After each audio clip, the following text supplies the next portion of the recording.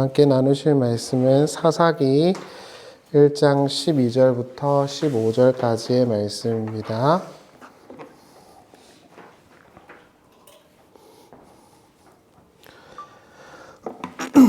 사사기 1장 12절부터 15절까지의 말씀입니다.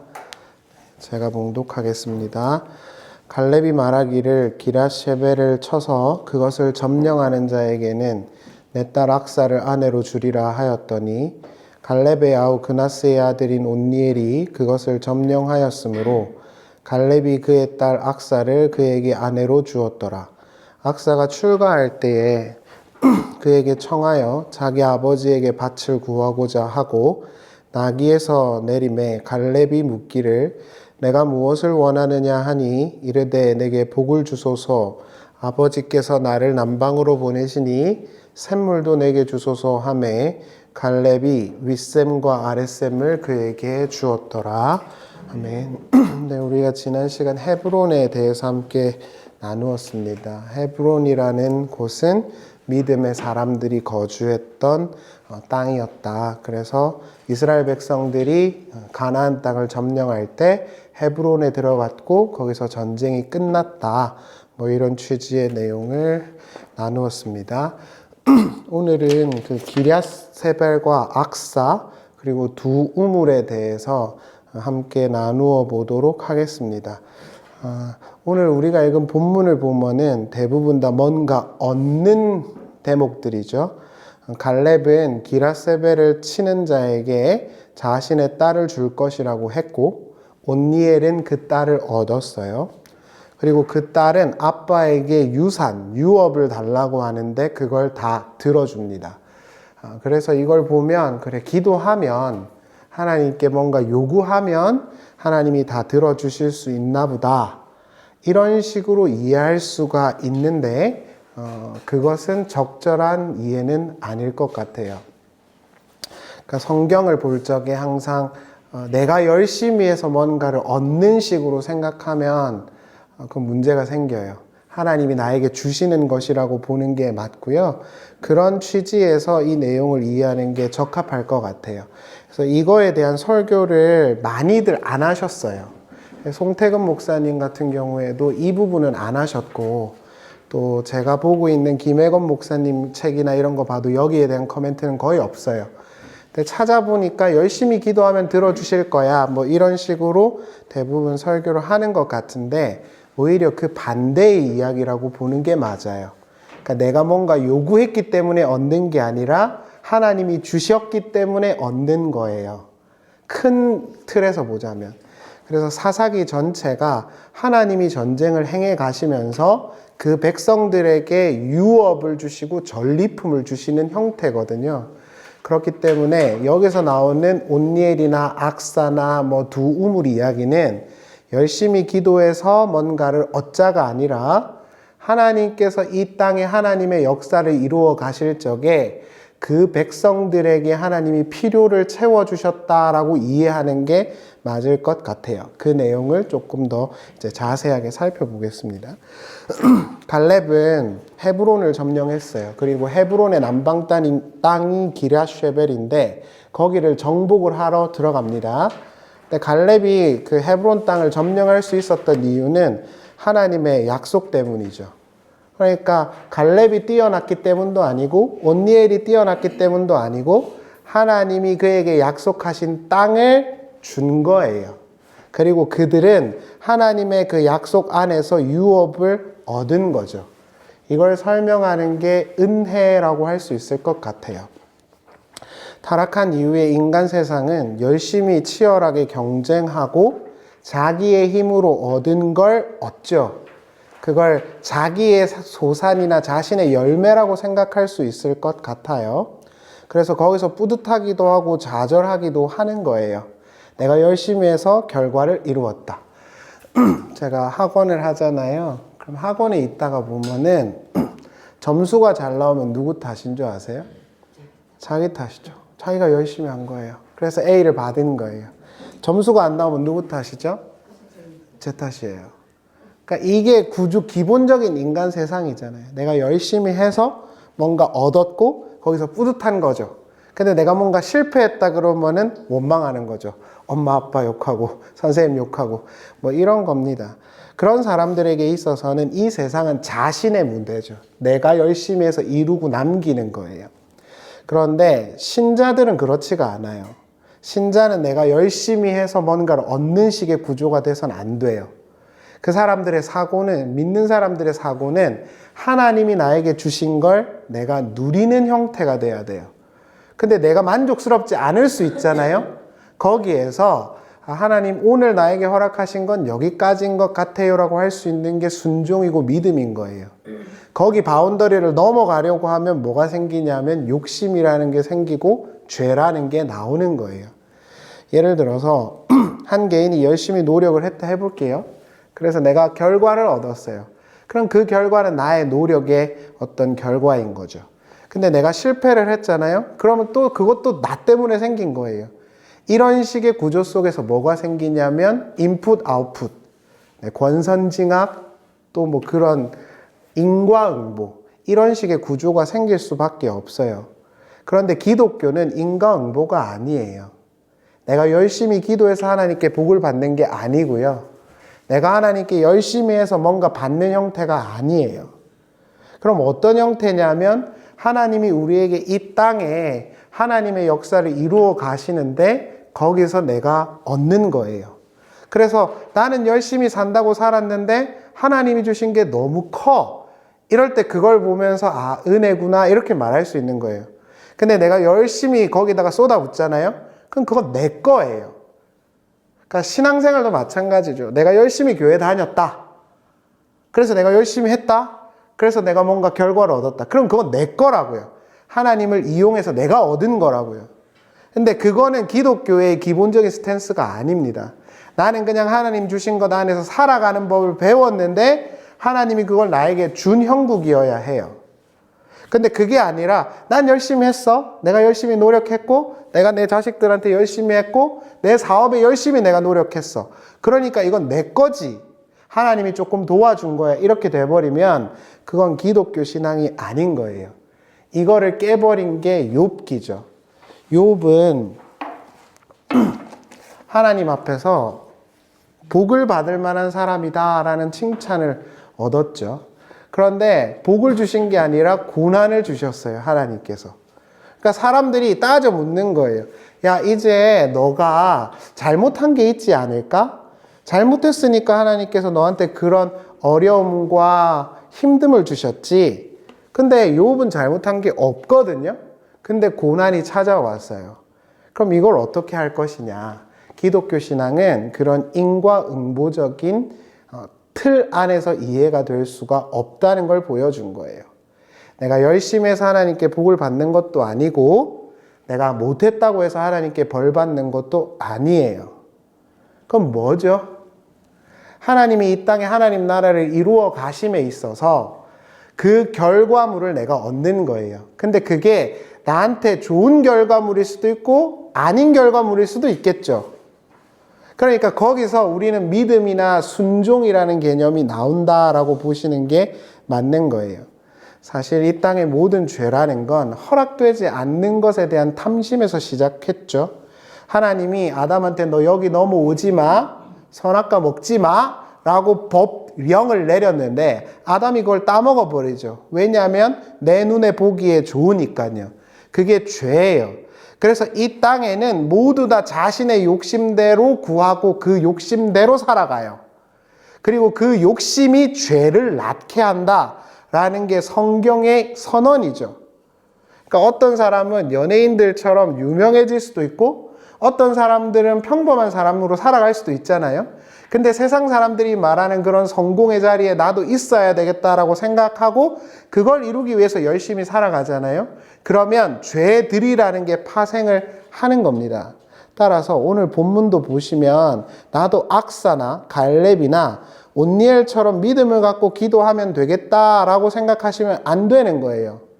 하나님이 그들에게 땅을 주셨고 그들이 그 땅을 얻었다라고 보는 게 맞는 거죠. 야고보서 4장 1절 한번 보실래요? 너희 중에 싸움이 어디로부터, 다툼이 어디로부터 나느냐? 너희 지체 중에서 싸우는 정욕으로부터 나는 것이 아니냐? 너희는 욕심을 내어도 얻지 못하며 살인하며 시기하여도 능히 취하지 못함으로 다투고 싸우는도다. 너희가 얻지 못함은 구하지 아니하기 때문이요 구하여도 받지 못함은 정욕을 쓰라고 잘못 구하기 때문이다. 이렇게 나오죠. 자, 우리가 싸우고 고생하는 이유는 뭐죠? 정욕 때문이래요. 근데 여기서 정욕은 여러분들이 이제 헬라어를 들어보신 분들은 알겠지만 에피두미아가 아닙니다. 이 단어는 에피두미아가 아니에요. 헬라 원문을 보면 헤도네라고 되어 있습니다. 헤도네라는 건 세상적인 쾌락과 향락을 말합니다.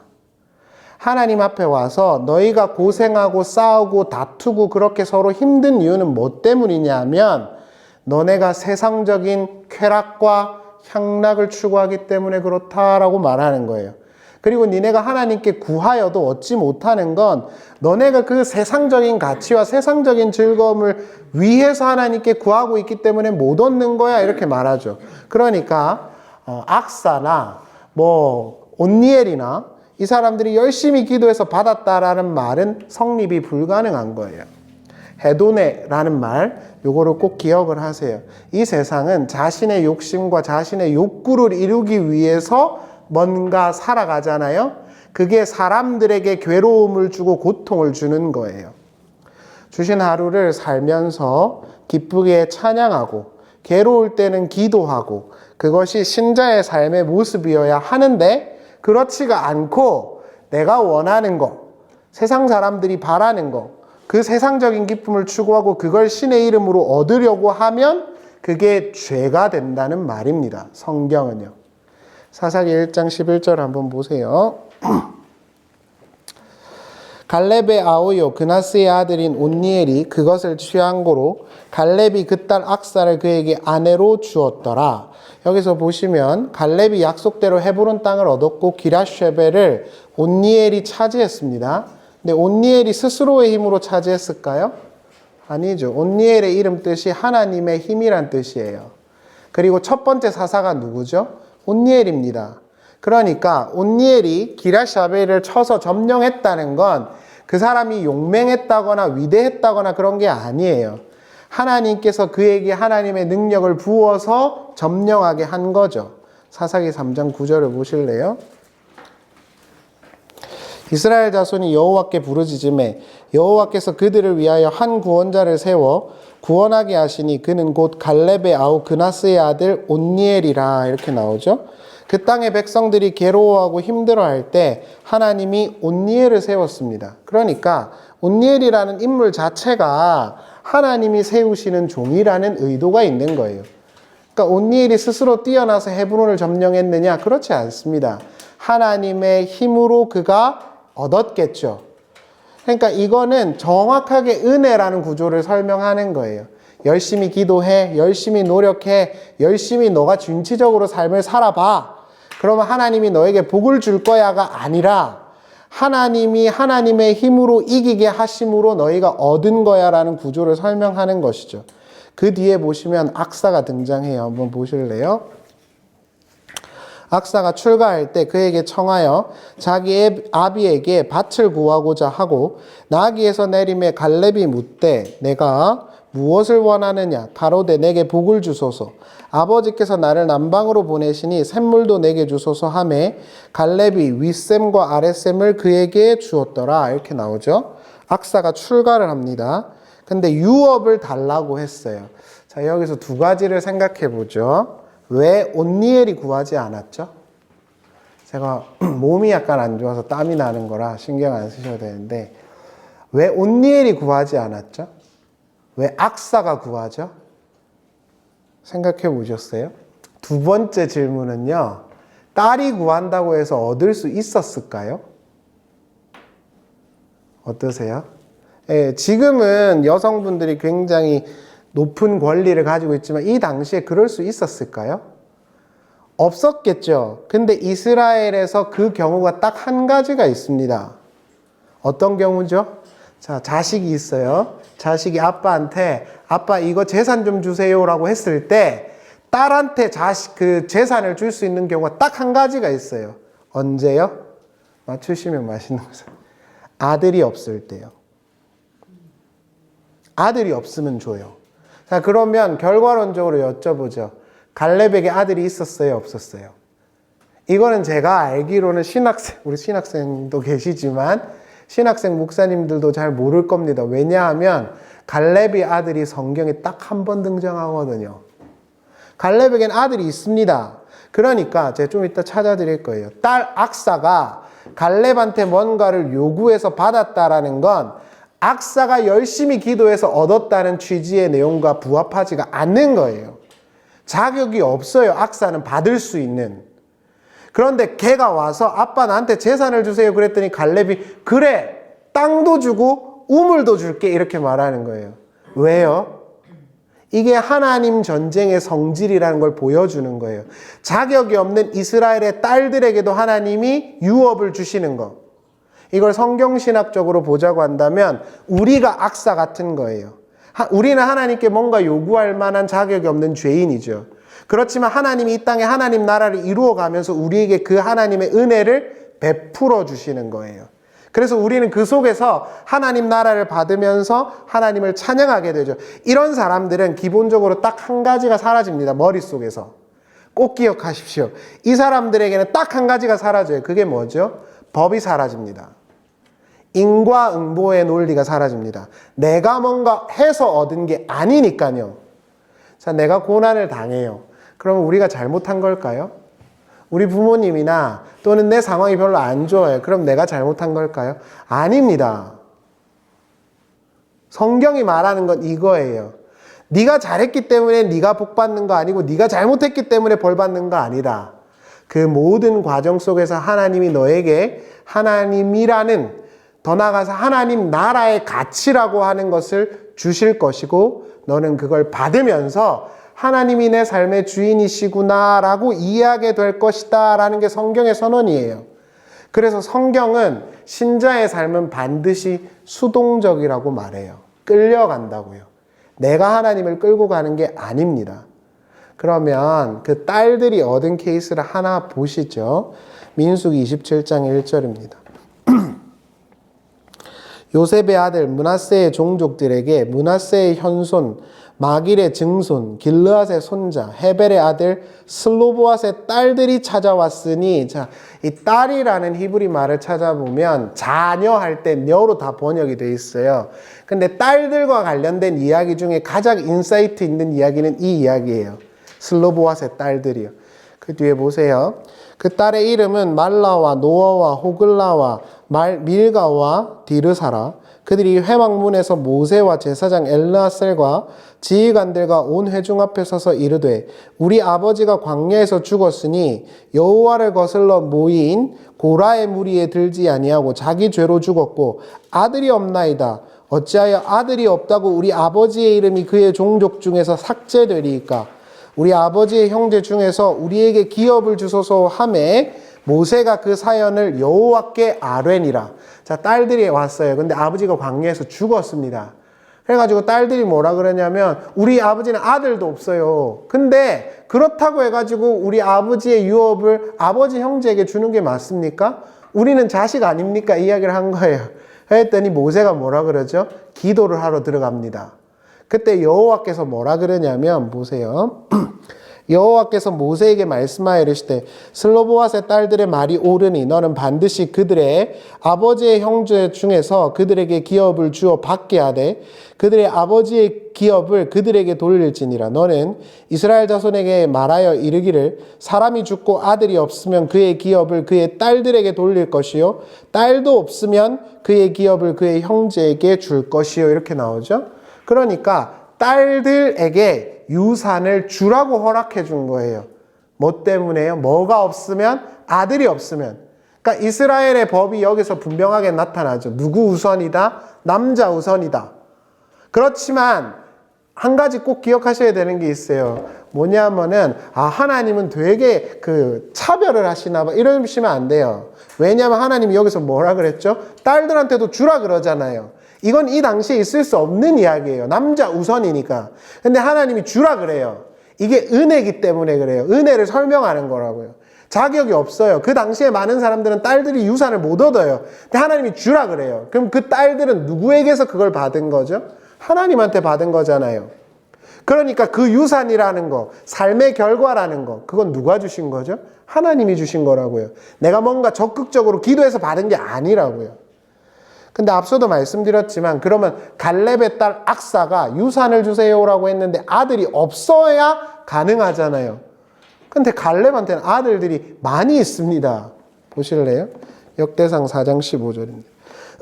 여분네의 아들 갈렙의 자손은 이루와 엘라와 나암과 엘라의 자손은 그나스요. 이렇게 나오죠. 그러니까 갈렙의 아들들이 쫘라라락 나와요. 그리고 그 끝에 있는 게 악사입니다. 악사는 여기 들어오지도 못해요. 족보에. 여자라서.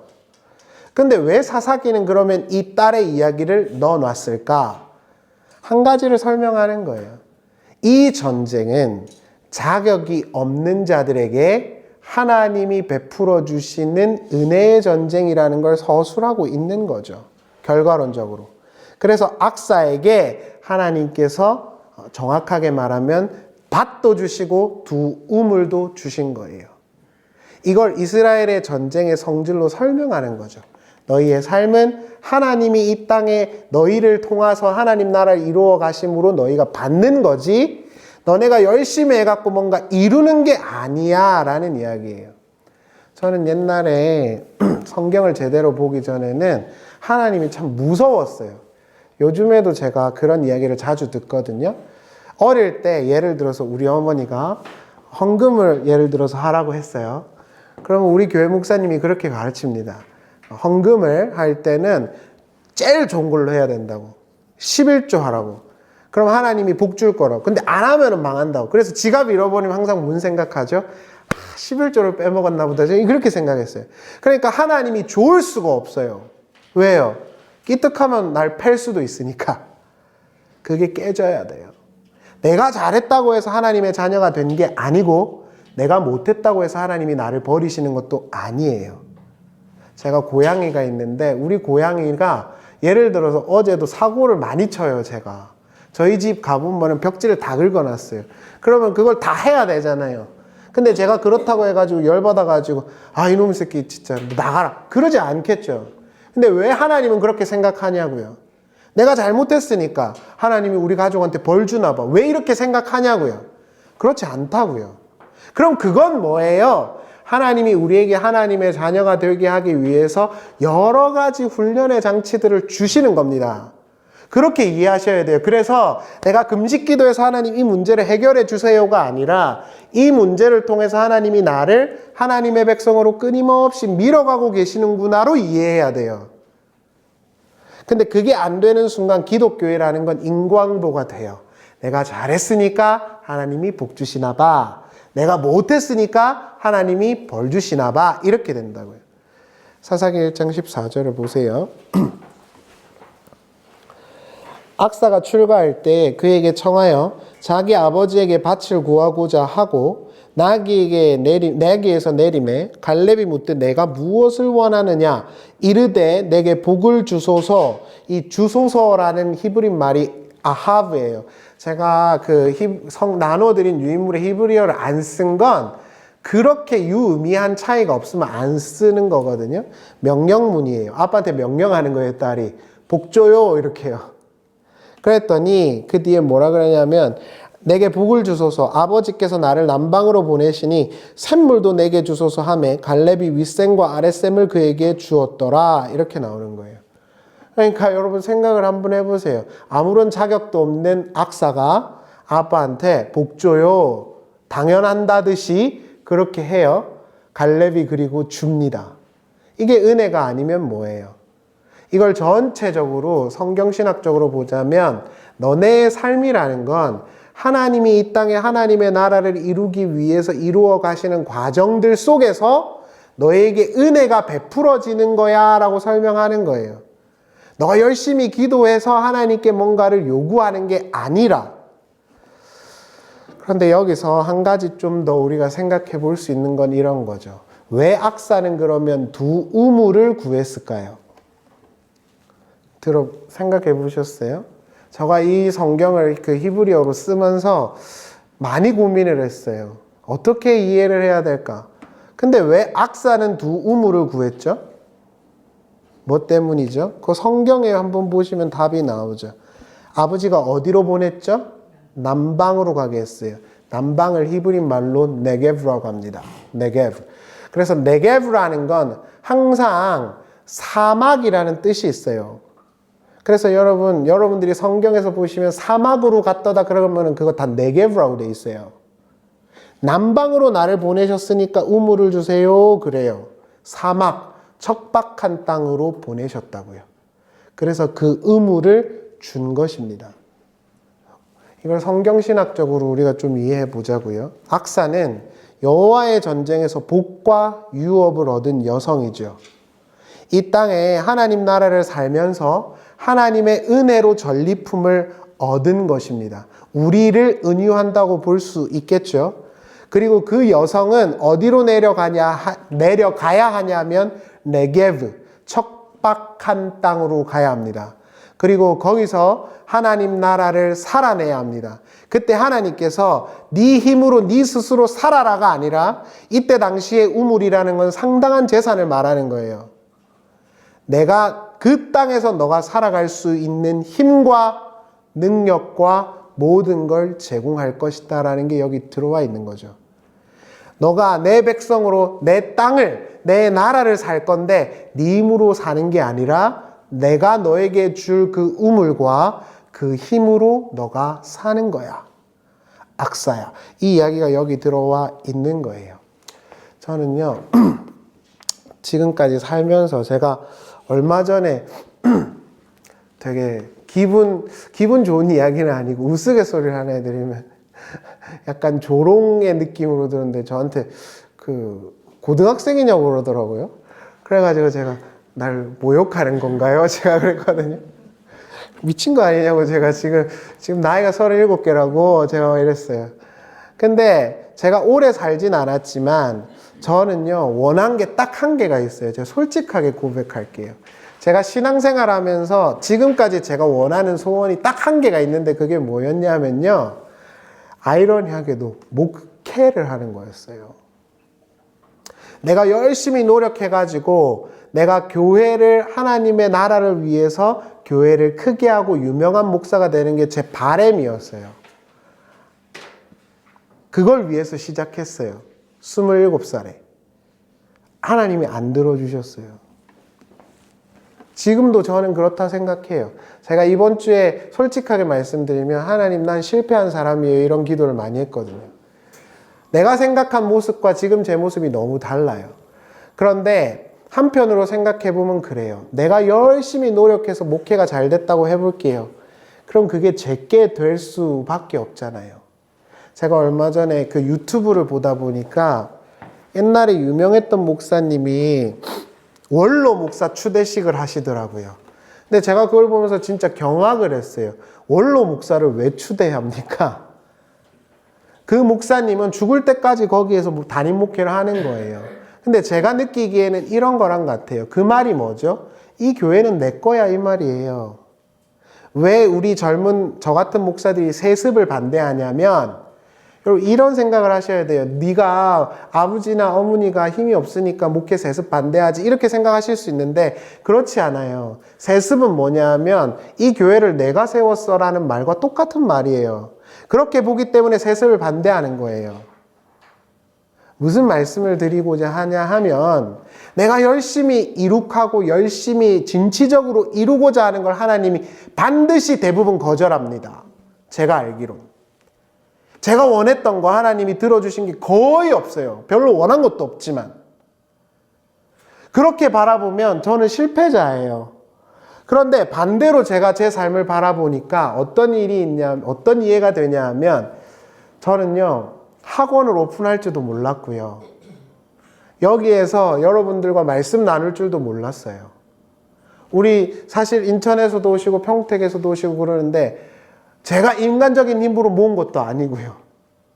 그러니까 이 말씀을 나누고 내가 학원에서 강의하고 이러는 게 어떻게 여겨지냐 하면 지금은 야, 하나님이 그렇게 나한테 주셨나 보다라고 이해해요. 저도 지금 제가 원하는 게 있겠죠. 근데 하나님은 거의 들어주시지 않으실 거예요. 박영선 목사님이 그런 이야기 하시더라고요. 자기가 36년 목회하는데 하나님이 기도한 거 들어준 적이 없다고. 여기서도 악사가 열심히 기도했으니까 하나님이 들어주신 거야 라고 이해하시면 안 돼요. 하나님이 우리에게 베풀어 주시는 은혜는 내가 원했기 때문에 또는 내가 원하지 않았기 때문에 주고 안 주는 게 아닙니다. 하나님이 우리를 통해서 하나님의 자녀가 되게 하시는 과정 속에서 우리는 누리는 거죠. 그래서 요즘에 정말 감사하게도 학원이 진짜 많거든요. 지금 아침에도 전화가 왔더라고요. 상담하고 싶다고. 그러니까 저는 그걸 보면서 만약에 여러분 생각해 보세요. 교회가 정말 재정적으로 힘들고 제가 학원도 안 하고 있다. 이러면 제가 얼마나 힘들겠어요. 근데 제가 계획을 해서 여기다가는 학원하고 여기다가는 교회하고 이렇게 생각한 것도 아니에요. 한 번도 뭔가 해야지라고 해본 것가 없어요. 딱 한 가지, 목회 빼고. 근데 그 목회만 안 들어주신 거예요. 되게 크게 해주시고 유명하게 되게 해주실 줄 알았거든요. 지금도 저희 신학생들이 저를 만나잖아요. 그럼 저한테 그래요. 야, 너 어떻게 그렇게 욕심이 빠졌냐 그래요. 너무 강했거든요. 근데 만약에 그렇게 욕심을 부려가지고 하나님의 힘을 빌려서 교회당 크게 짓고 그랬다고 생각해 보세요. 제가 여러분들 앞에서 은혜를 말할 수 있을까요? 절대 아닙니다. 내가 열심히 기도했고 내가 열심히 하나님께 봉사했으니까 복 받았으니까 여러분도 그러세요. 이렇게 가르칠 수밖에 없는 거예요, 구조적으로. 근데 성경은 아니라고. 우리가 믿는 성경은 그렇게 말하지를 않아요. 너네의 삶은 하나님이 이 땅에 하나님 나라를 이루어 가시면서 너에게 선물로 준 거야. 그래서 그걸 받아들이는 거잖아. 그러니까 많으면 많은 대로 감사하고 적으면 적은 대로 감사해. 우리 현지쌤이 말씀해 주셨지만 저도 요즘에 많이 생각하는 건데 힘들 때는 기도하고 넘칠 땐 찬양하면서 사세요. 단 내가 열심히 기도하고 내가 열심히 하나님께 잘 봉사해서 받는 게 아니라는 걸 아시라는 거죠. 그리고 더 나아가서 우리의 삶은 끌려갈 수밖에 없어요. 제가 요즘에 결과로 내리는 결론이 이거예요.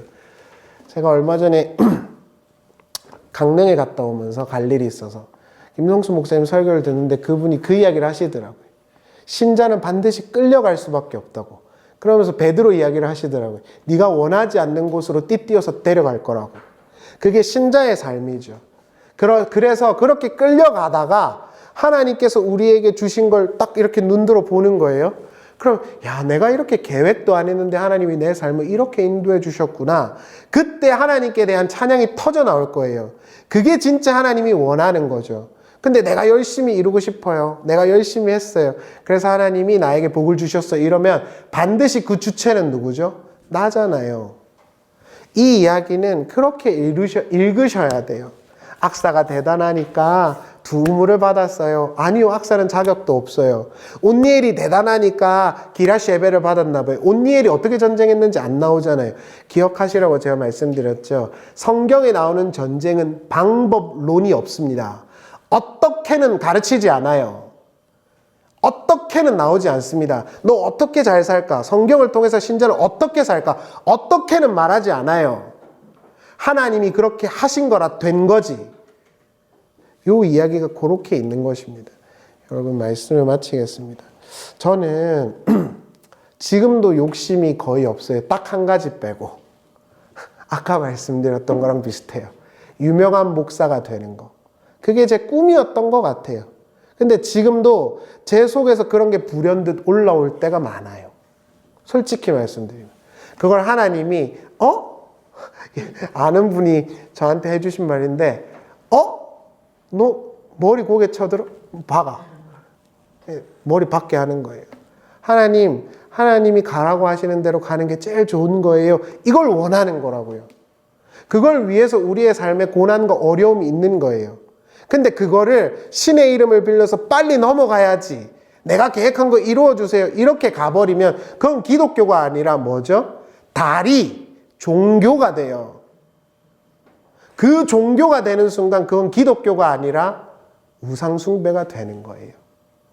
여러분, 힘들고 어려우신 게 있겠지만 조금 멀리 보시면 또 지나온 길을 보시면 하나님이 나에게 베풀어 주신 것이 참 많다는 걸 아실 거예요. 그리고 그걸 통해서 하나님께 감사하고 지금 만약 힘들다면 하나님 이 시간이 다 지난 후에 하나님께서 나에게 의도하신 그 많은 은총들이 내 삶에 있겠죠. 라고 믿음을 갖고 버티는 거죠. 그게 믿음이잖아요. 제가 아까도 말씀드렸지만 실패했다 라고 말했는데 제 마음에 떠오른 구절 하나가 있어요. 그것만 말씀드리고 마칠게요. 에베네셀이에요.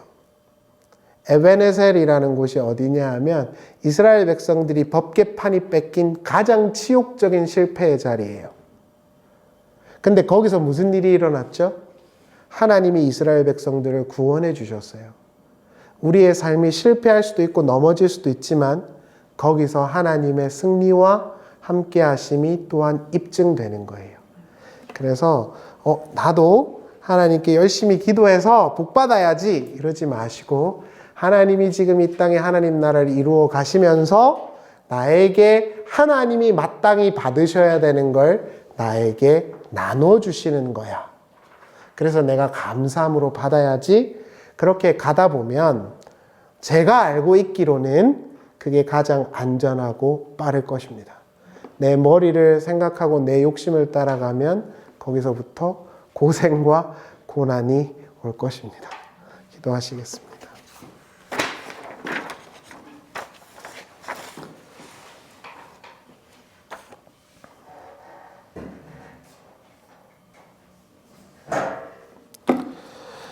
하나님, 우리에게 베풀어 주신 은혜와 하나님이 우리에게 베풀어 주신 사랑을 생각해 보며 감사하는 한 해의 마무리가 되게 해주시기를 바랍니다.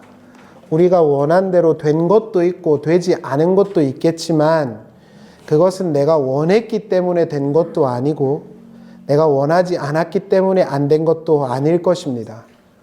우리를 부르시고 만드신 창조자 하나님께서 우리에게 가장 선하다고 판단하신 것을 우리에게 주신 것일 것이고 그것이 비록 주어지지 않은 것이라 할지라도 하나님이 주신 것일 것입니다.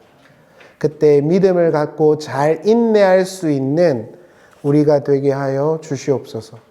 지금은 고되고 힘든 순간일 수도 있지만 하나님께서 그 실패와 넘어짐의 자리가 하나님의 함께 하심의 자리였다는 걸 깨닫게 하는 순간이 반드시 있을 것이니 낙심하지 않게 해주시고 하나님을 믿는 순수한 마음과 믿음을 잘 간직할 수 있도록 우리를 지도하여 주시옵소서.